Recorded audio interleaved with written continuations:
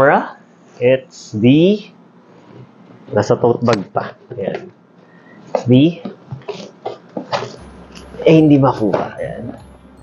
There we go. It's the Sony ZBE10. Yan. Kung bibili lang kanina, mainit-init pa. So, we're gonna be, as mentioned nga, we're gonna be unboxing this. Pero syempre, na-unbox na to sa store kanina.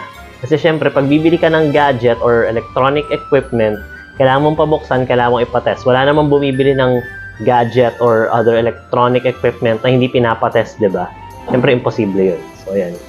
Kita nyo, broken na yung seal. Yan. Let's just pretend na hindi pa siya nabubuksan. Okay. So, this camera here, right here. Natin. Okay. I'm not very familiar how to do this yet. So, ito, it comes with a manual, iba-ibang language.